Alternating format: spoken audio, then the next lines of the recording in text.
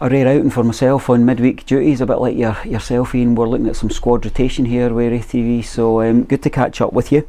I'd like to start with kind of looking back, as we always do. A record-slaying win on Saturday to set you up for the week in training, and a star performance from Big Kevin goals. Bouncing back from a mistake in an earlier game, coming into a game from a substitute's position, and then kind of claiming the berth on Saturday.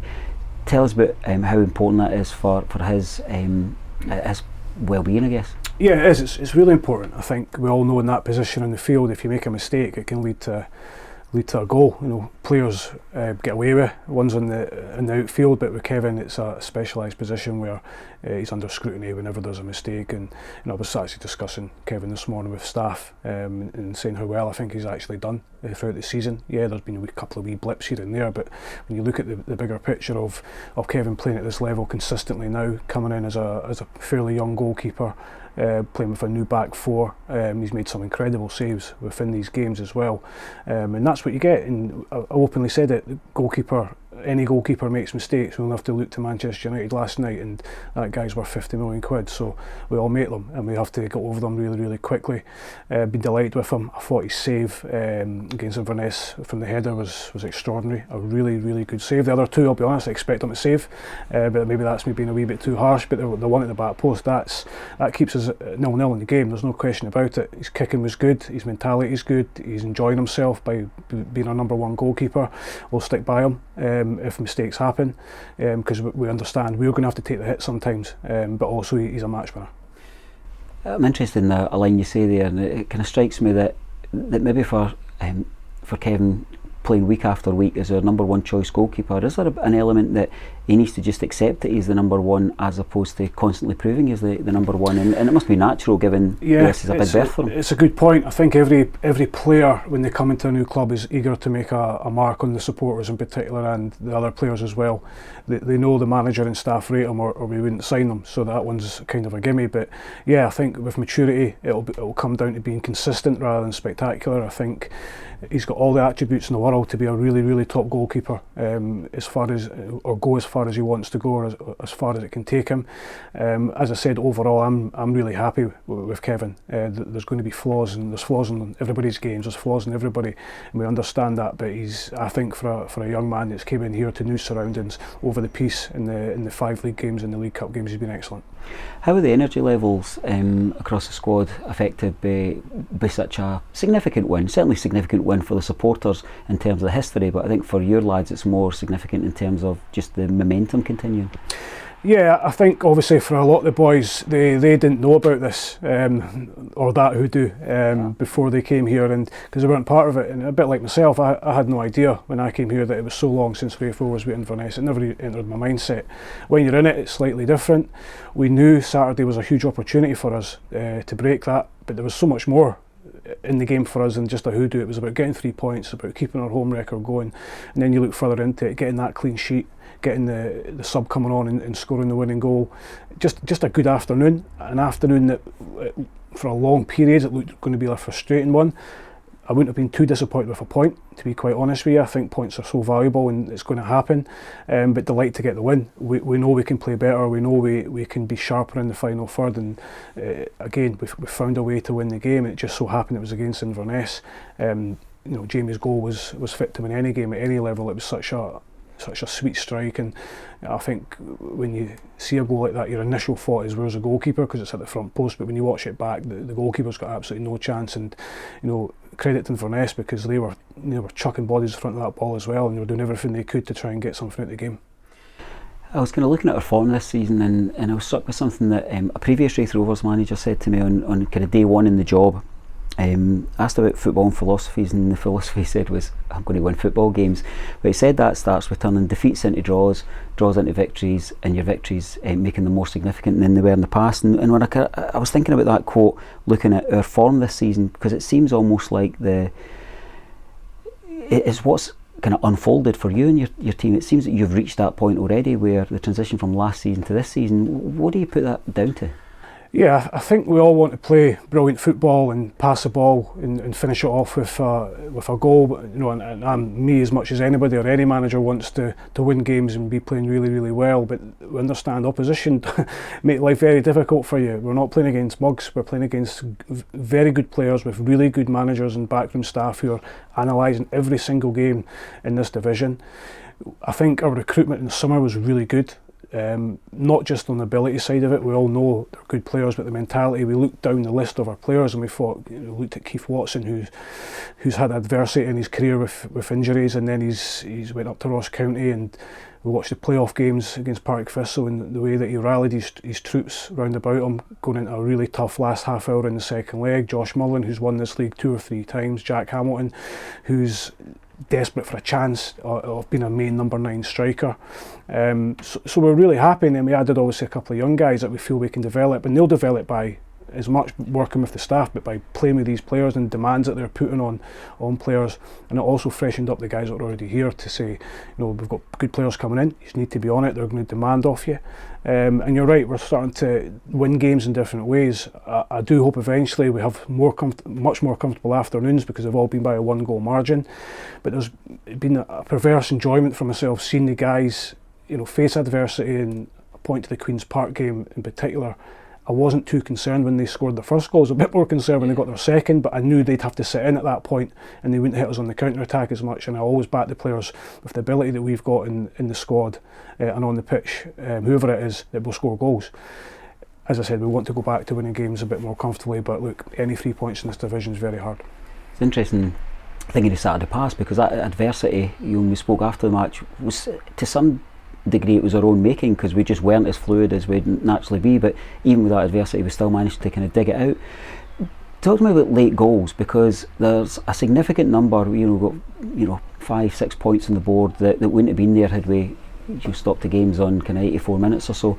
I can only think in my kind of lifetime looking back, probably only the 2008-2009 team had that characteristic of winning a lot of late points. Is that driven from within the players, or is that something you focus on at training? I think it comes from all different angles. I think it comes from training, about having the mentality, even though we're at training, you don't get beat, you never give up, you don't know what's going to happen. It comes from the stands with the supporters, giving us the support for the full game, be that 91 minutes, 100 minutes these days as it's going. So they're vitally important to what we're doing, particularly at home.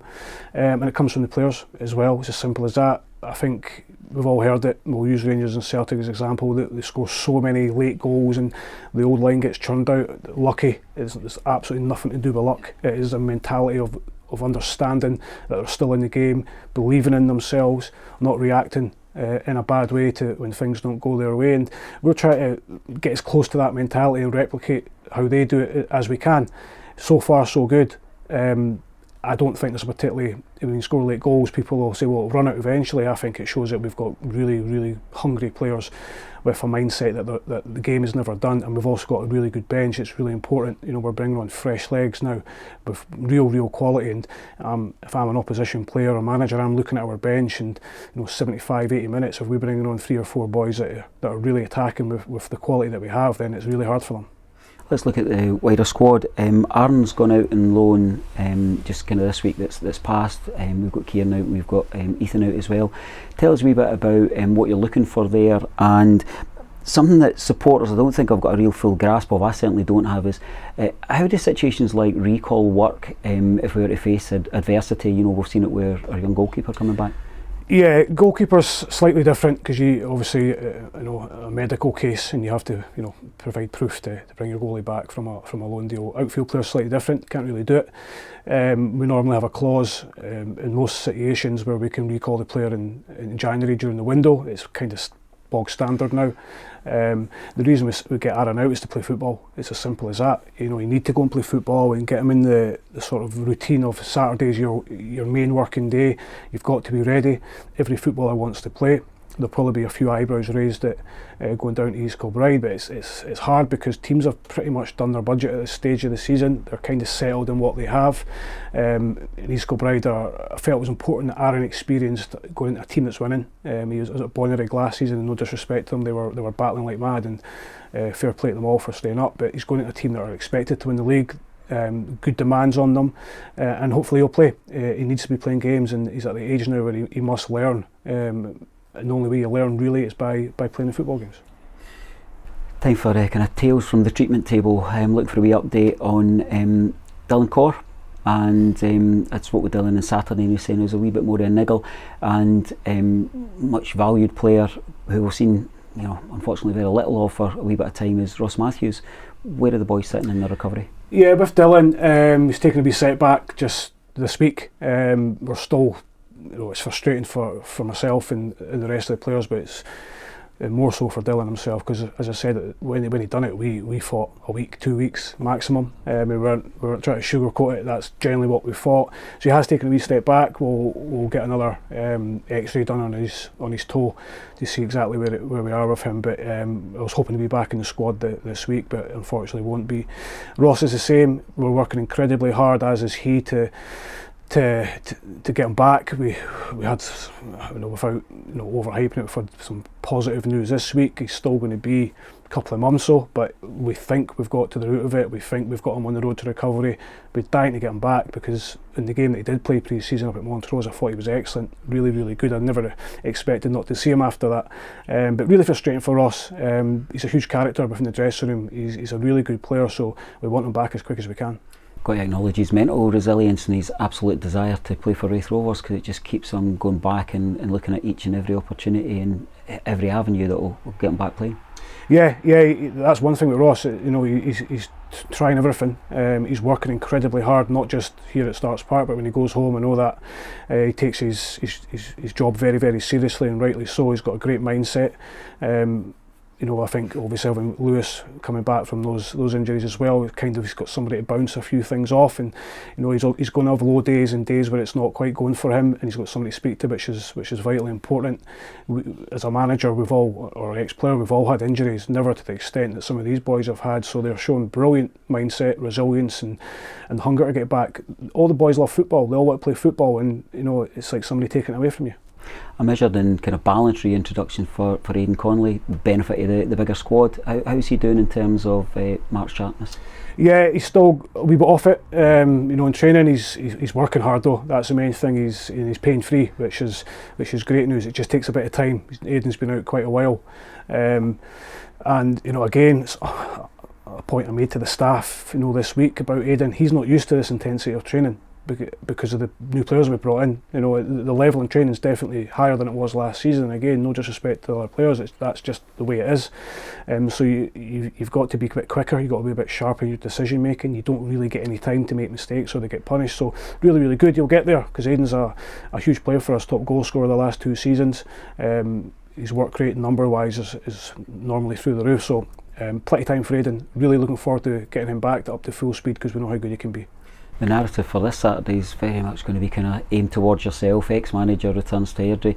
You don't strike me as an overly sentimental kind of guy, but I'm sure there'll be nice people at Airdrie that you'll be keen to catch up with. You looking forward to it? Yeah, absolutely. I mean, it's first and foremost, it's a chance for us to try and get 3 points away from home. As I was saying to the other media guys earlier, I've got a huge amount of gratitude and respect for Airdrie and the guys that run them, and I won't mention them because I don't like getting mentioned, but they gave me an opportunity back in Scotland. It's as simple as that, and didn't need to.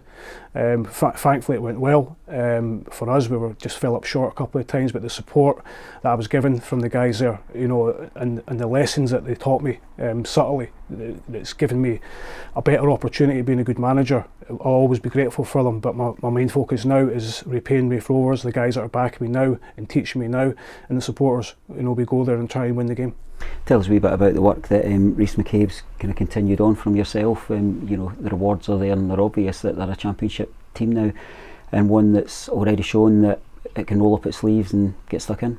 Yeah, Rhys and Callum Fordyce, his assistant, have done a fantastic job. I have to say, I think it's easy to look at results and promotion, but they had to pick a club up again that was on the canvas after losing to Queen's Park. It's very, very difficult.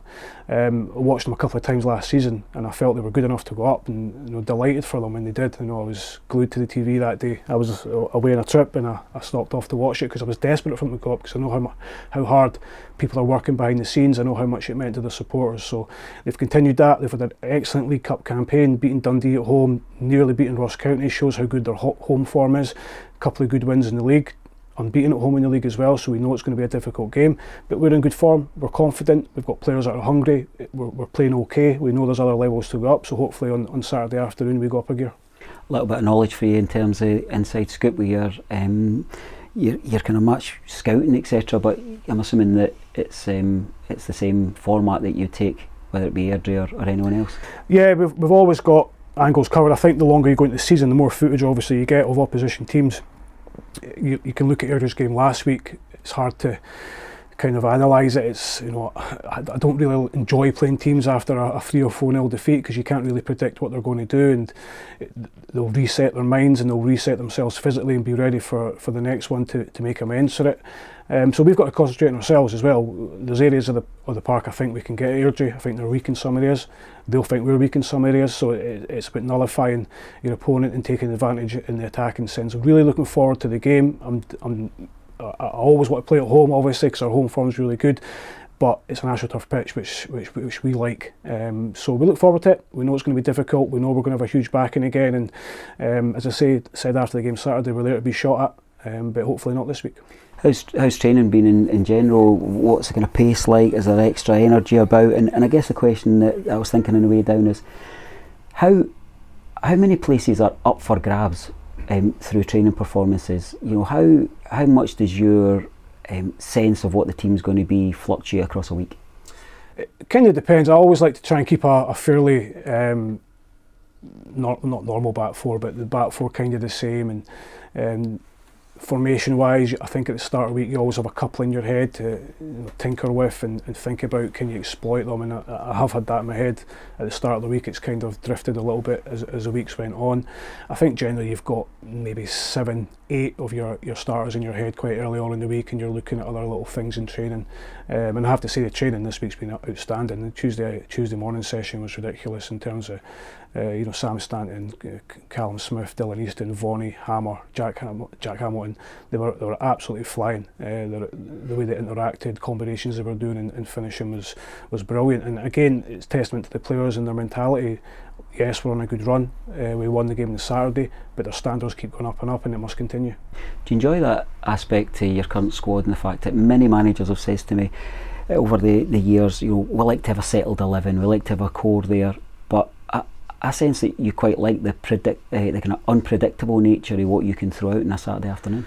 Yeah, I do. I think if if I'm an opposition manager, I'm looking at our squad and thinking we might know their formation, perhaps, but we don't know who's going to play. And I think that's important. There will be obviously weeks where we don't change anything at all, but there are going to be a lot of weeks where we do change things. And I think with the players we have, we can probably play any formation at the moment. Because we've got players that can play on either side. We've got players that can play down the middle. We've got 2 or 3 players that can play number 10, flat 4 midfield if we want to. We can go and play 2 wide ones against full backs if we want to. So yeah, I think you're always going to have a core and a spine of your team. But equally, it can change so quickly, and I'd much rather be in this position of having those options and be on the other side of it, where you're scraping about a little bit, you're putting players out of position, and as I say, competition's key to success. I feel the opposition manager's pain there, because every Saturday I have journalists come and say, well, there's your 11, how are they lining up? And I think, well, he could play there or there, it could be this formation, that formation, I could give you 3 and it'll be one of them or none of them. So I can empathise there. Let's finish with thinking about our supporters. We often say that money's tight, people are working on budgets. Home games are a wee bit easier because a lot of folk have got season tickets, but we all relish the chance to put on the scarf and get up the road wherever it will be. And the away support's always that much more vocal. What would you be saying to supporters who are just, should I go, should I not? What does it mean to the team? Oh, it's huge. I think we've seen that with the 2 league games we've had away from home this season. A huge support through at Firhill on the opening day, and a huge support at East End Park. And I think you see how much it means to the players at the end of the game. Of course, those games ended both times in a positive fashion for us, but their support's invaluable. It really, really is, and I keep saying about it, and we go on about the money aspect, but there's nothing like jumping in your car on a Saturday afternoon, looking forward to a game of football. That's what Saturdays are for, or that's certainly how I grew up. Saturday's football day. Why would you want to miss it? Well, we won't be missing it. We'll be there. We'll be backing you, and we'll be looking forward to seeing your team playing. There's times where me and the guys around the boot here, we feel like kids again, because we're kind of waking up saying it's Saturday yet. I'm sure you're feeling the same. You're just enjoying your football just now. Yeah, you know, you wake up Saturday morning, you look forward to the game. You're almost counting down the hours till your sort of routine starts. You know, get out of bed and get to the stadium, and your anticipation and your excitement's building up, and then you're hoping it's going to go your way, and you work incredibly hard all week. And that's what we do. We work hard all week for that 90 minutes on a Saturday afternoon, and when it doesn't go your way, it's bitterly disappointing. When it goes your way, it's brilliant, it's delightful, and you can't wait for the next one. See you Saturday. Thank you.